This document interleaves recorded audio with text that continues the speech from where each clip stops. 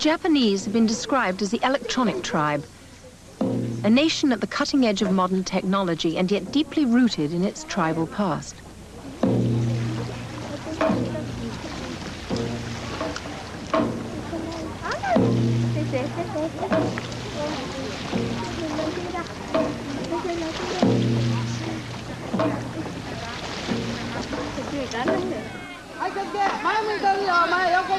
By the time these Japanese children pose for their high school graduation photograph, their country will have overtaken the United States to become the world's richest nation. And these children will work for corporations that will control large sections of the world economy.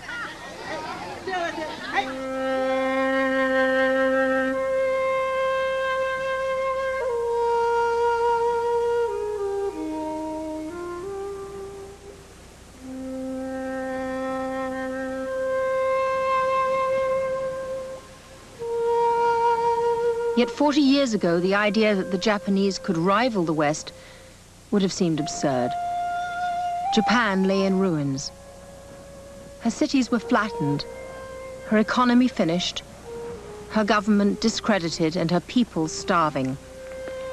It was possible to travel for mile after mile and never see a single undamaged building. The Japanese people were numbed by the catastrophe that had overwhelmed them. It was a defeat so total and comprehensive as to be almost without parallel in human history. It was as though not just the cities, but the hearts of the people had been burnt out.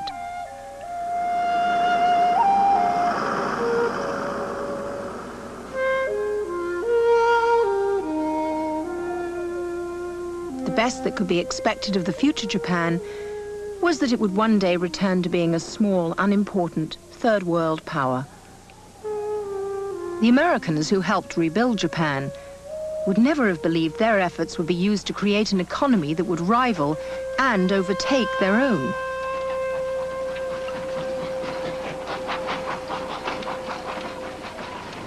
When the first Americans arrived here in Hiroshima after the bomb, not one of them would ever have dreamt that Japan would ever reach its current position of world power and importance. This is a country of no natural resources, no oil, little coal, and few minerals. Its only resources are the talents of its people. To most Americans, indeed most Westerners, Japan is a closed book. So what is it about Japan and the Japanese that makes them so special? What makes the Japanese tick?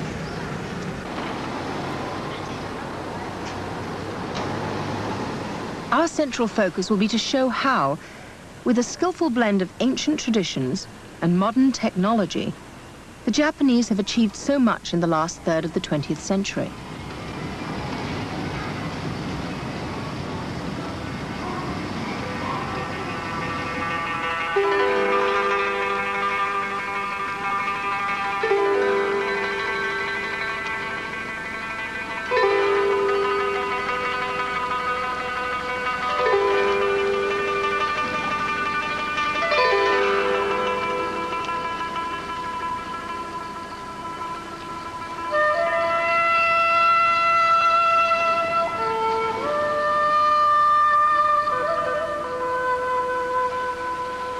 It's to the sea the Japanese owe their privacy. Here the landscape has shaped the character of the people. With the sea a barrier preventing invasion, Japan has been allowed to develop in relative isolation.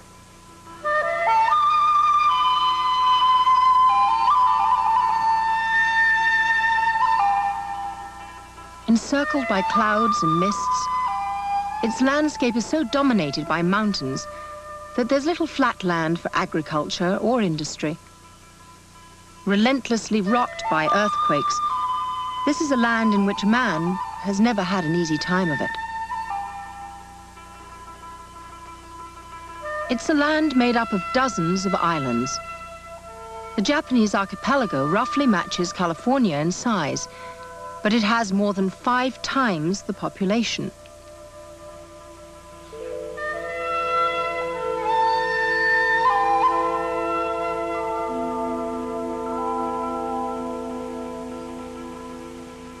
Crammed into Japan's overcrowded land are 1/10 of the world's active volcanoes.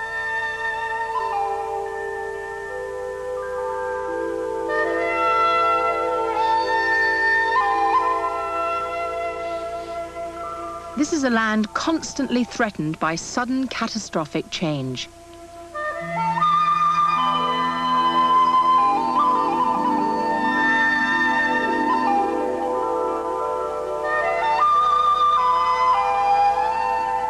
This island of Sakurajima in the south of Japan was once so rich and fertile that it was called the Golden Island. 50 years ago, the volcano at its heart started spewing out ash and covering the rice fields and orange groves with volcanic debris. Overnight, the villages and farms disappeared. Green fields were replaced by lava fields. And ever since, the people of this once golden island have been living with the consequences.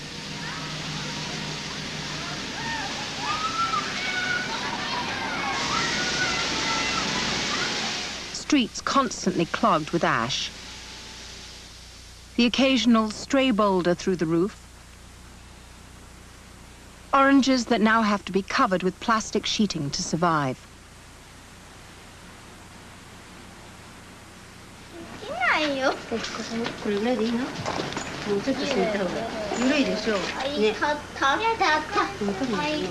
And every day at the end of school, the teacher ensures that the children have their crash helmets properly adjusted to protect them from showers of burning volcanic pebbles on their way home.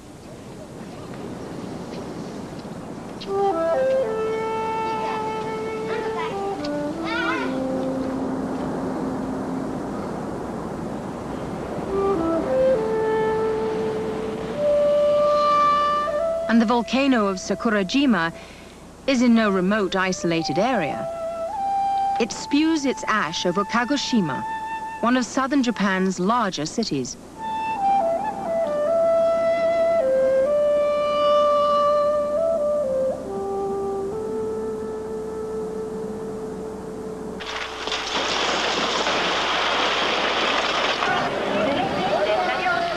Volcanoes and earthquakes are hazards that every Japanese is only too well aware of.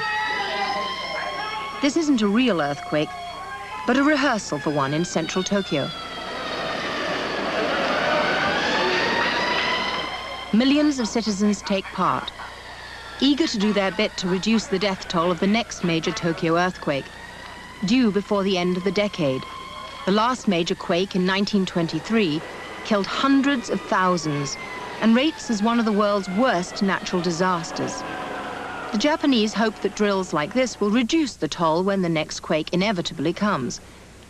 And when that quake does come, the people of Japan will rebuild as promptly and as rapidly as they have done in the past. One advantage of living with earthquakes is that it does prepare you as a nation to deal with rapid change.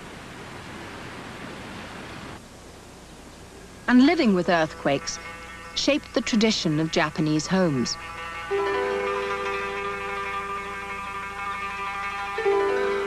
Built of natural materials, wood, reed matting, paper screens, and bamboo. If a house is liable to collapse on top of you at any moment, it's unlikely you'll want it to be built of stone.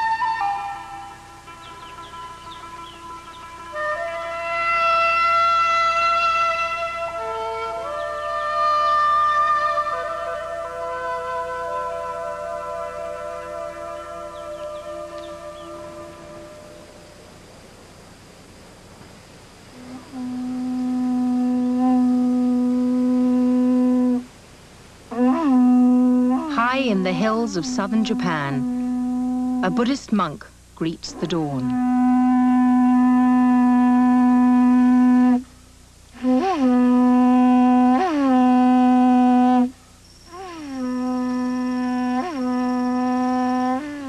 For generations, his family has run this tiny temple with its daily ritual of prayer and meditation.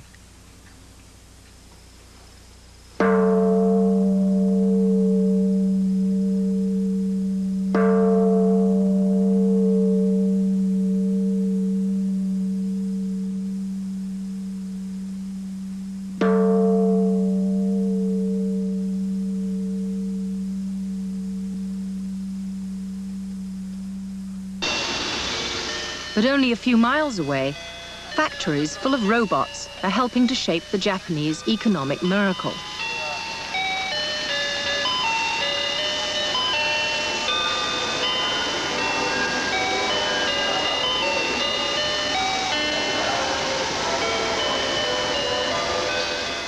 Toyoko Katayama is 20 and has worked in this ultra-modern camera plant since she left school. Work starts at 8 with a traditional company exercise routine.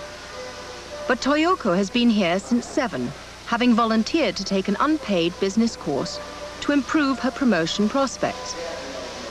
All the workers at the plant are very conscious that with their average wages of $16,500 a year, they are no longer cheap labor. And it's only through hard work and diligence that the company can be prevented from building its next plant overseas.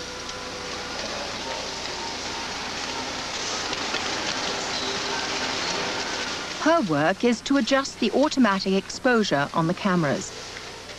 It is not highly skilled work, but it needs to be done carefully to ensure the high standards of quality control for which the Japanese are rightly famous.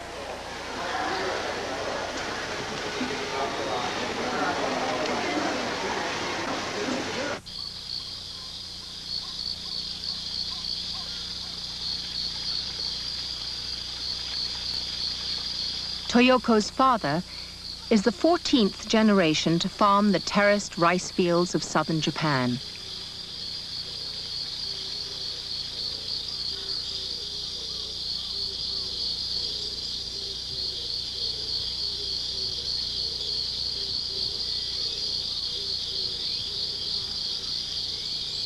After the war, the family added orange groves, which have proved a great success and are lovingly cultivated by Toyoko's mother.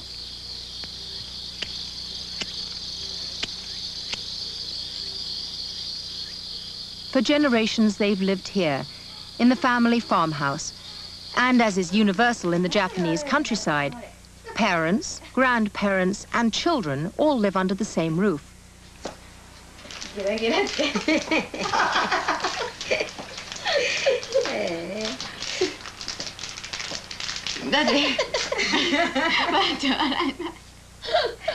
Toyoko's wages allow her to buy a range of consumer products.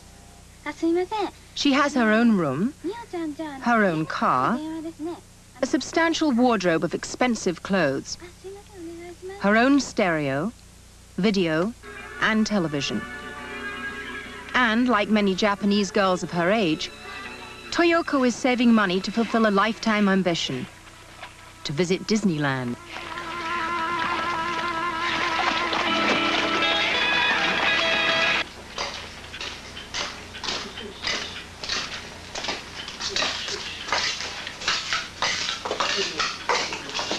But though her life is influenced by Paris fashions, British pop music, and American fast food, it is rooted in a unique and ancient culture.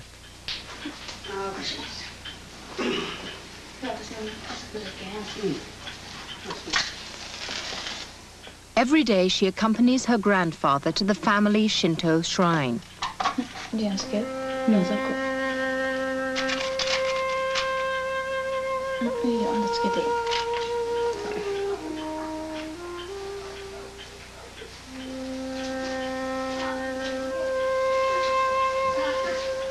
Here, beneath the 50-year-old photograph of the emperor and his family, they pray for a successful harvest and for Toyoko's brother to pass his college entrance exams. The Shinto religion is unique to Japan, and its influence permeates every aspect of Japanese life. It's hard to imagine Japan without Shinto, or Shinto anywhere else but in Japan.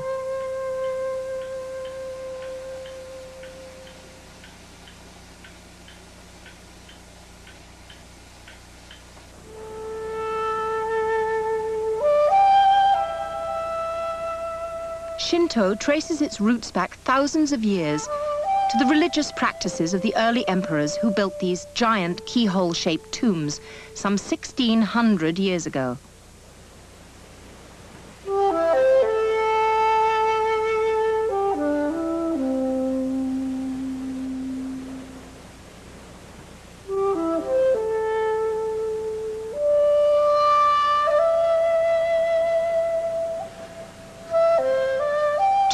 Years later, the Miyajima Shrine was founded, known worldwide today for its ceremonial arch, or torii, built in the sea in front of the shrine.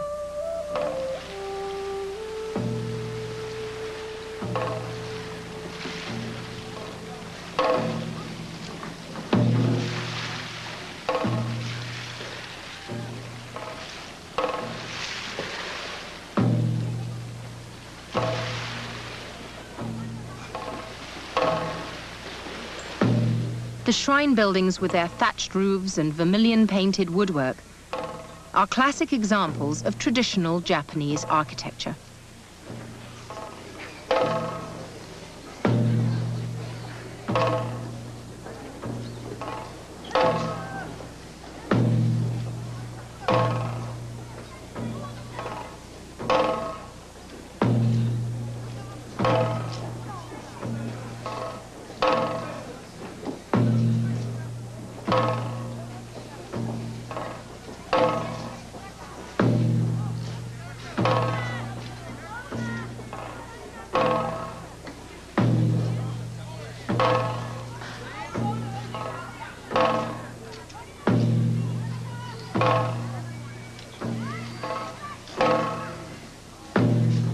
On certain days, sacred dances of great antiquity are performed here, accompanied by equally ancient music.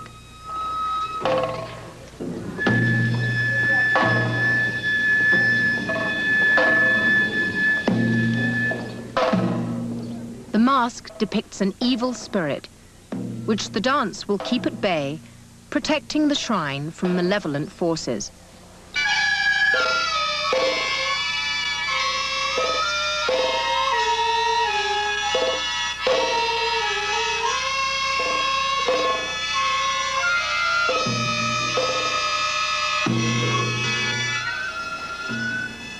The Shinto religion is quite difficult for Westerners to understand because it's quite different from our idea of what religion should be.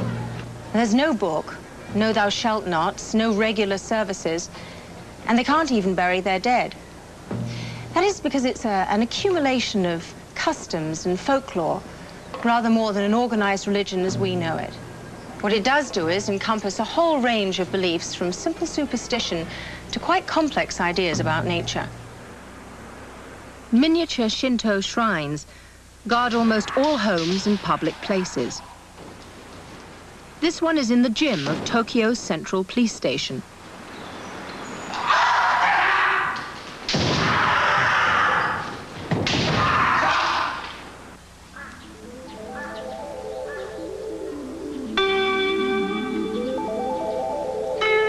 Shinto means the way of the gods. And the Japanese see gods everywhere. In trees, in water, in strangely shaped rocks, and in waterfalls.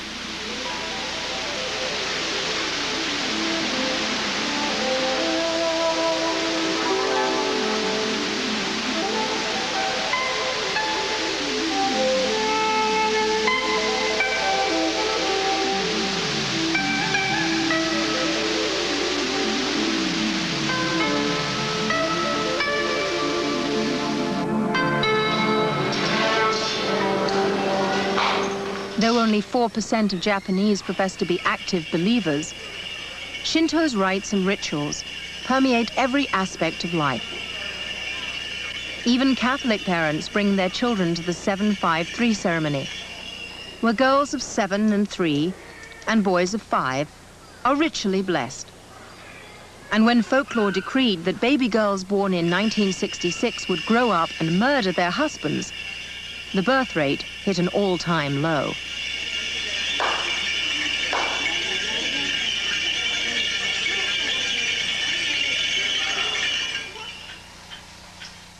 But like all Japanese, Toyoko doesn't feel tied to only one religion.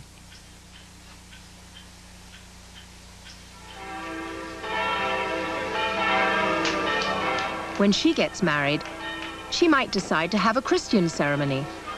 For though only 1% of Japanese are practicing Christians, a much larger number are married in church, attracted by the trappings of a Western-style wedding.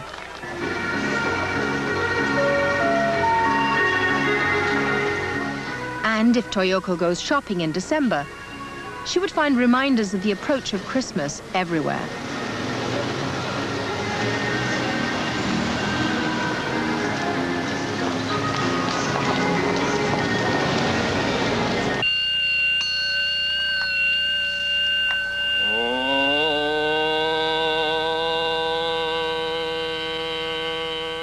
But when the time comes to bury her grandparents, she, like all Japanese, will use the rites and rituals of the Buddhist faith.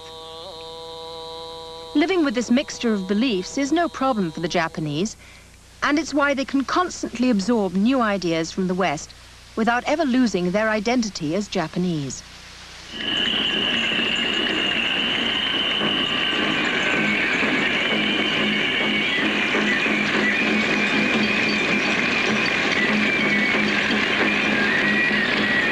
Japan has festivals by the tens of thousands.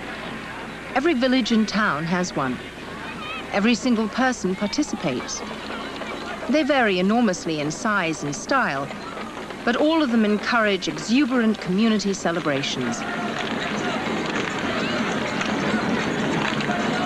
The highlight of this festival is young men balancing up to 48 large lanterns on a single pole and parading them through the streets.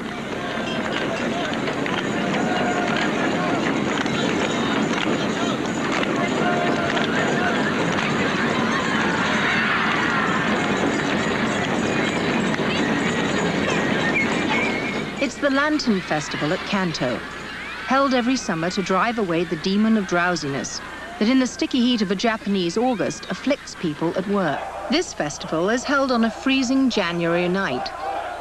At 11 o'clock, the young men of the district file into the local temple and cram themselves into one of its larger rooms. A priest then throws magic wands into this seething mass, and the young man who is able to grab one of these is promised a life of luxury and happiness.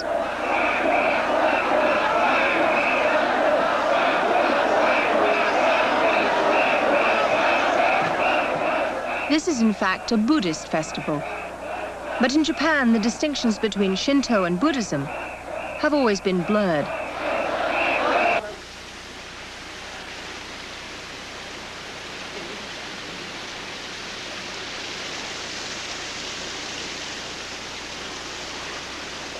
Buddhism came from China in the 6th century and brought with it new ideas and new disciplines.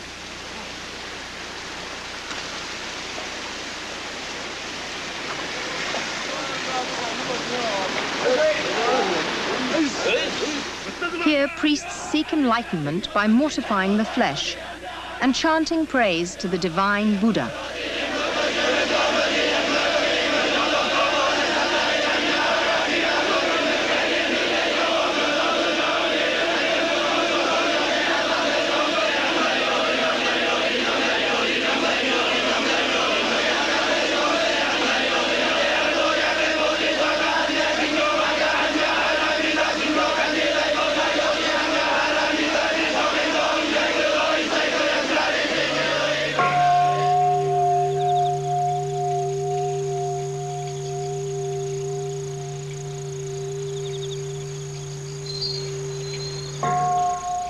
Buddhism introduced one powerful new idea to Japan.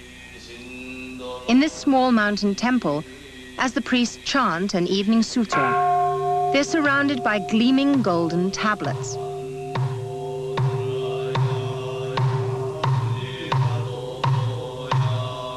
These record the personal records of every single person in this village for the last 500 years. For Buddhism is deeply concerned with the afterlife and the salvation of souls, and so all funerals in Japan are carried out in Buddhist ceremonies. As the Shinto religion was only concerned with the living, it meant that the two faiths have always existed easily with one another, with most Japanese participating in both religions at different stages in their lives. A constant theme in Japanese history is the sudden change from excluding all foreign influences to great enthusiasm for everything new from overseas. When this temple was first built, Japan was fascinated by everything Chinese, and in particular, the newest religion to come from the continent, Buddhism. But even as Japan is changing and embracing new ideas, the Japanese make everything uniquely their own.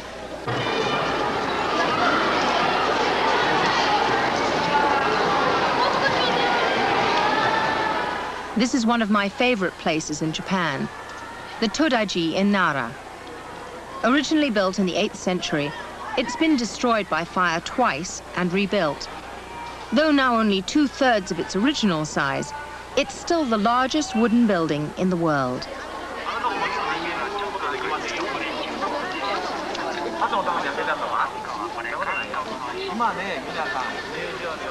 Buddhism brought Japan into contact with the highly cultivated civilization of China.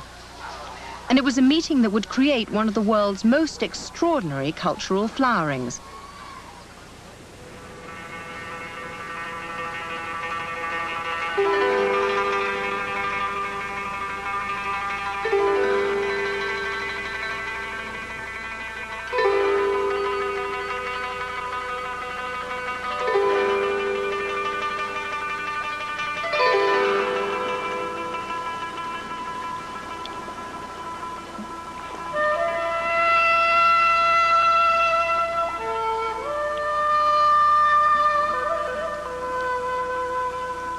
The Byodo Inn outside Kyoto is a uniquely preserved nobleman's villa of the 10th century. It was built to represent the land of perfect bliss, the Buddhist's paradise.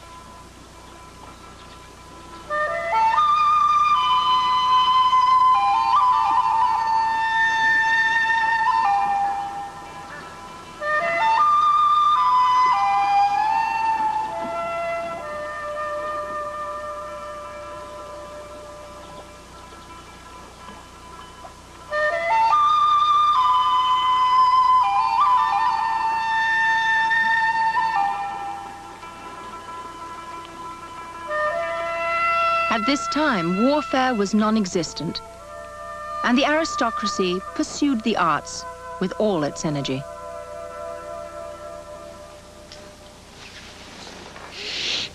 On wet afternoons, the courtiers would gather to play this, their favorite game.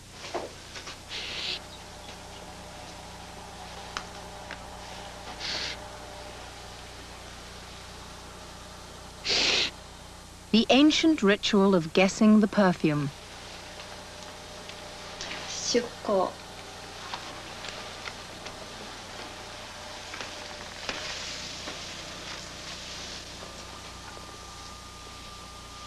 The game starts with paper and pens being passed to all the participants.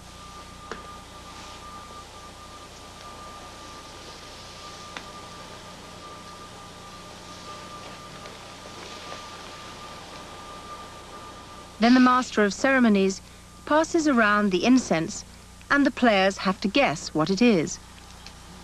At the end of the game, the scorecards are checked and the winner declared.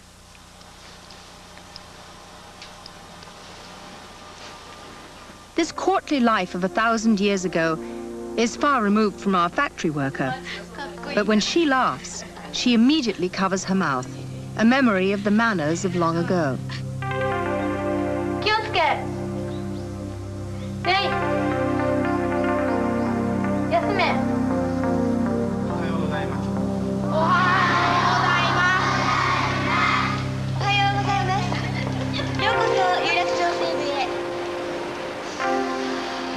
No visitor can spend very long in Japan before realizing that this is a country that takes etiquette very seriously indeed.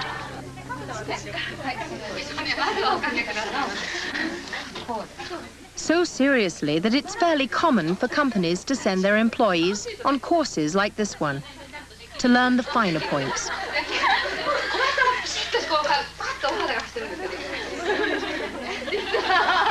私がやる時にそれで流しますよね。でこの流して内側の足をそのままおかけいただけば同じラインになって見苦しくはありません。それでこの時ちょっと裾直していただく。いいですか？そしてかけ直す時もこのまま膝をつけてやってそしてまた戻す。いいですか？で逆もそうですよね。でこれで逆の足をかけますと外側の足をかけますとこうなるんですよ。よくこういう方いるでしょ。こういう感じの方。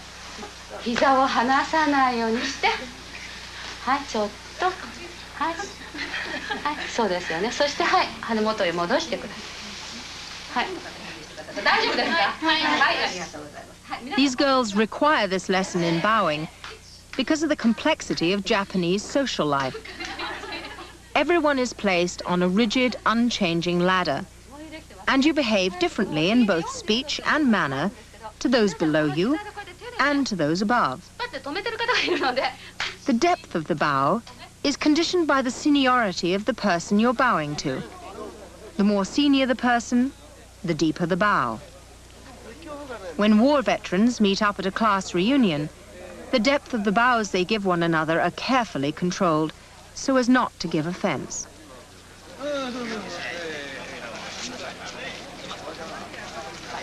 The more junior of the two bows first, and then bows again, checking by a quick glance that his bow is the lower of the two.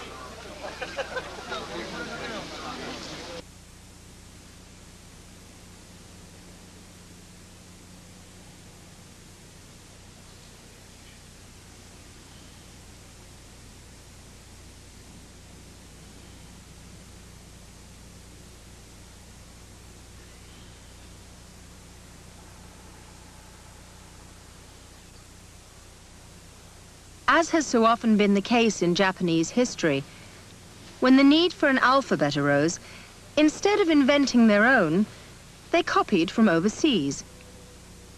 In this case, from China.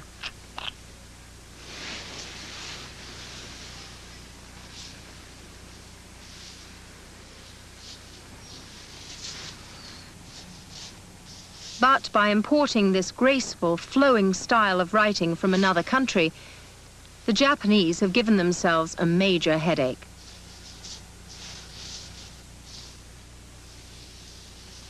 Chinese and Japanese are completely different. And roughly speaking, the blending of them that has occurred in Japan is comparable to attempting to write English in Arabic script.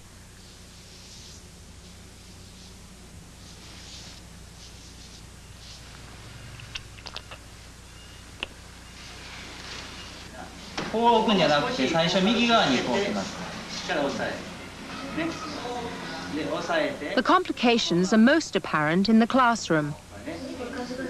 To be able to read even something as basic as a simple newspaper, each child has to memorize and then learn how to write some 1,850 characters.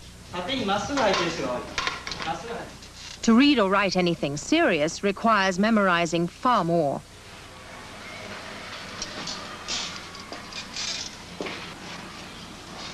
To achieve this, large parts of each school day are taken up with lessons crucial to literacy.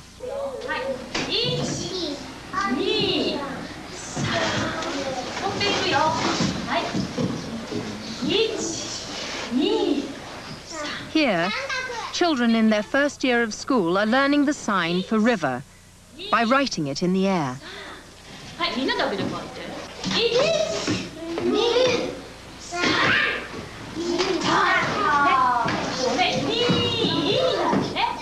It is to the great credit of the Japanese educational system that, faced with this incredibly difficult system of reading and writing, it still achieves a higher literacy rate than in the West. While learning their thousands of Chinese characters, each child also has to master 2 further alphabets before he or she can be considered literate. Like all Japanese, Toyoko's life has been shaped by many influences. Some deep in her country's past, some, like the exercises before work, of more recent origin. But the most powerful influence comes from her family, who stressed above all the values of loyalty, obedience, and hard work. Family values, not religious values. And so the decline of interest in organized religion, which has taken place in Japan as elsewhere, has not meant a decline in general morality. The company has little problem with workers stealing cameras. Their loyalty to their employer sees to that.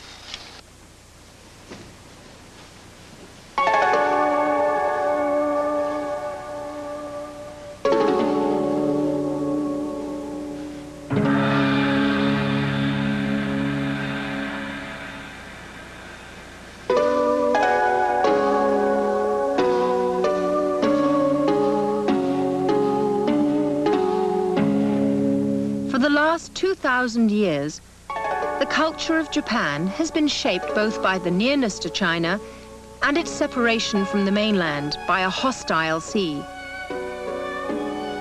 Though it has taken its influences from many quarters, the culture that has evolved is essentially Japanese. Just like the kimono, originally introduced from China, but altered out of all recognition by the changes the Japanese have made to it through time.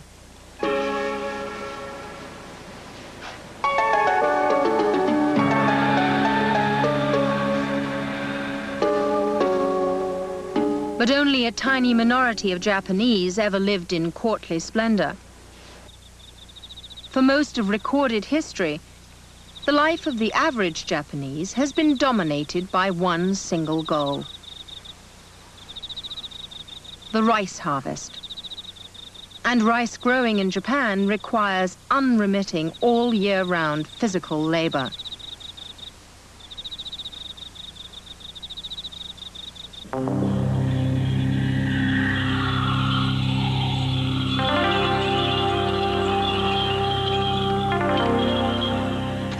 In winter, new soil needs to be dug up and transported back to enrich the depleted paddy fields.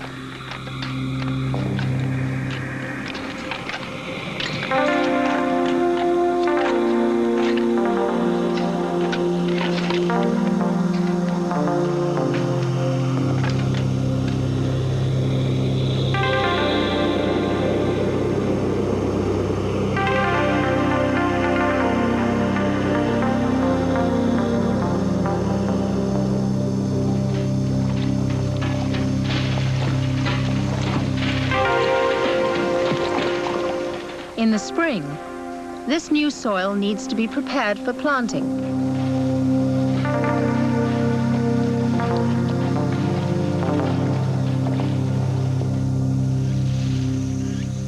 Then the seeds are scattered in the mud and allowed to germinate. The young plants are gathered, bundled up, and scattered in a field ready for the next stage, in which they are planted in the now flooded paddies.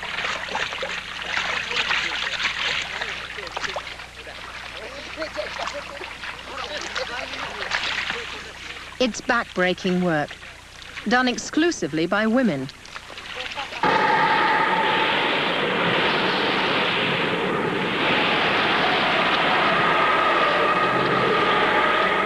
The farmer has to cope with the all-too-frequent summer storms that blast their way through the young, growing rice, followed by the inevitable flooding.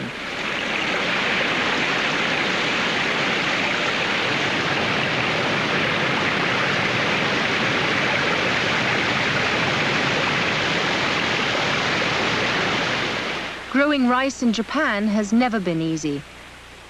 But it's this grinding hard work to grow the bedrock of the Japanese diet that has shaped the national character.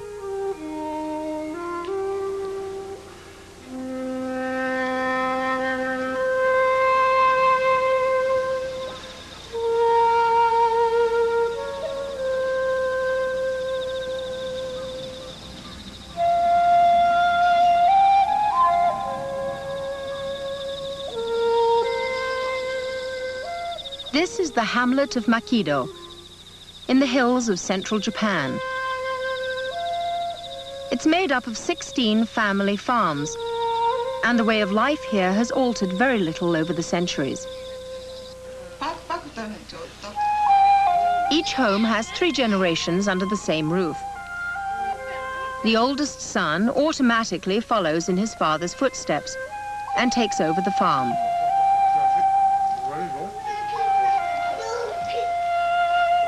Rice is still the staple diet, though Japan's new prosperity allows a range of food that would have been unimaginable a few years ago.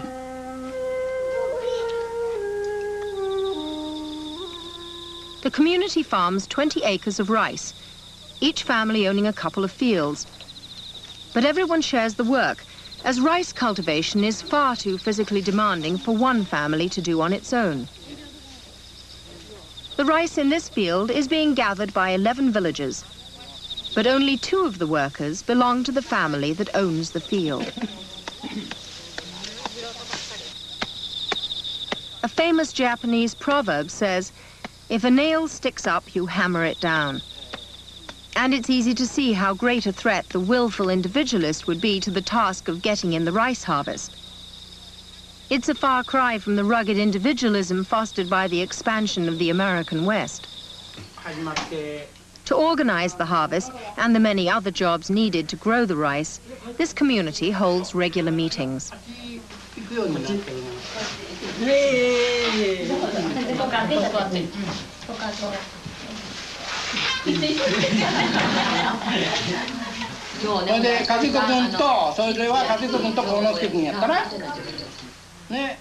Both sexes are present, and both sexes are expected to express themselves. The docile, acquiescent female of Western mythology has never existed in the Japanese countryside. At the start, the talk is relaxed, a kind of warm-up for the meeting proper. And it's crucial that the meeting should reach a unanimous conclusion. The principle is, after all, we're all in the same boat and we should live peacefully without leaving anyone behind. It doesn't matter how much time and trouble is required to reach unanimity. What matters is that all should play their part in reaching a final consensus. Today, the group is discussing a plan to clean the village's irrigation canals.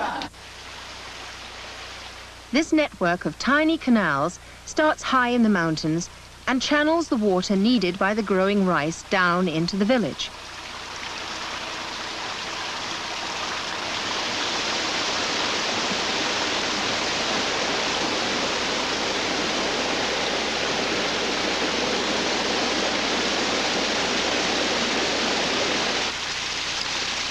Rice cultivation requires large amounts of water, and if the canals are blocked, the rice will die. But the canals are far too extensive for a single family to clean out, so it's a job done by the community as a whole. The meeting over, the group cleans out one particular stretch of overgrown canal. It's in this way, discussion followed by group action, that all the major jobs of the village get done.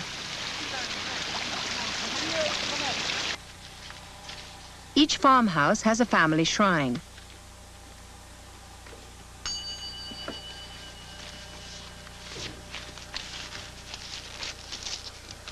Here, at the Yasue farm, are kept the family's most precious documents.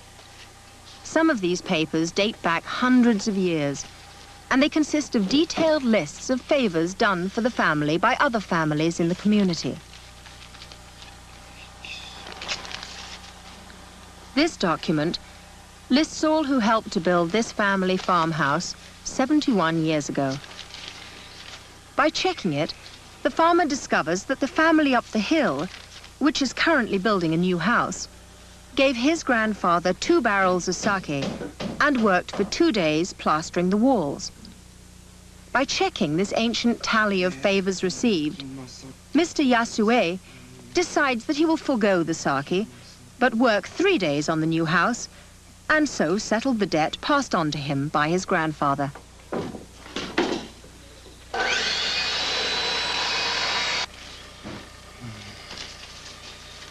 To the Japanese, It's their relationship to the group that is of overwhelming importance in everything they do.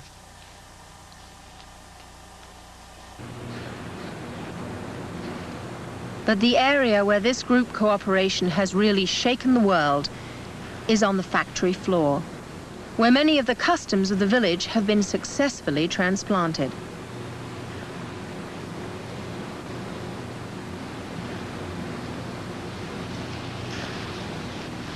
Mr. Toyama is a middle manager in one of Honda's car plants just outside Tokyo. His working day starts by reading the reports from the night shift of any quality control problems. そういう意味でホワイトボードのいろいろと改善された項目が明日から入りますので、前回ちょっと取り付けが Then he meets with his assistants of the quality control group. The meeting has many values in common with the meetings in the villages, and the loyalty of these workers to Honda, with whom they expect to stay forever, is similar to the loyalty of a rice farmer to his village.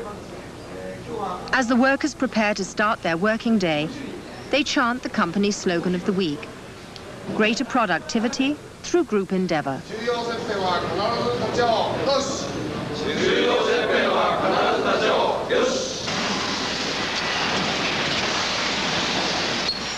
And it's these strong group loyalties that is the secret behind most of Japan's industrial success.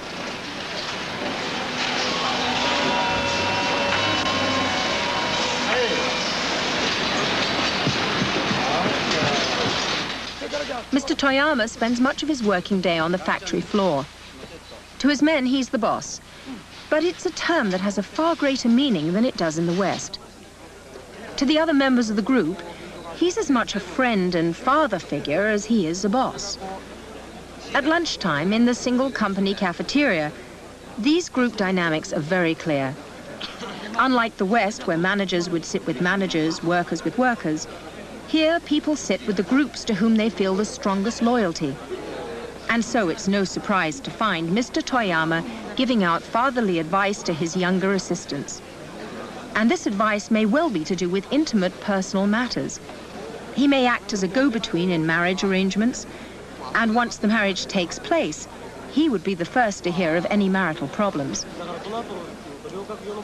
It's a relationship where both sides have a strong sense of obligation to one another. Back on the factory floor, this sense of obligation is translated into a desire to do the best quality work possible, so as not to let down the boss.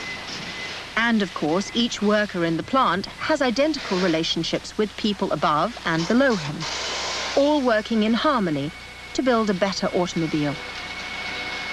It's a formula for economic growth the world is only now beginning to understand and take seriously.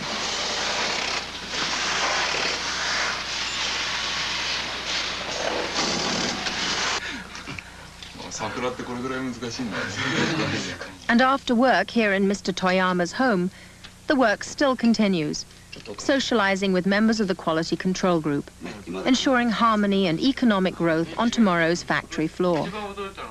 It's a skillful blend of traditional Japanese social patterns married to modern technology. And it's the formula that has produced an economy powerful enough to overtake the West. What I find so fascinating about this culture is that Japan seems able to preserve the best of its past and at the same time adapt very rapidly to new ideas. In this century, the real question is, have the Japanese managed to succeed economically by becoming Western and giving up their traditional ways? Or have they just stayed the same and adapted once again? Well, without a doubt, Japan has changed more than any other country on Earth in this century. But it has also managed very successfully to cherish and preserve the best of its past.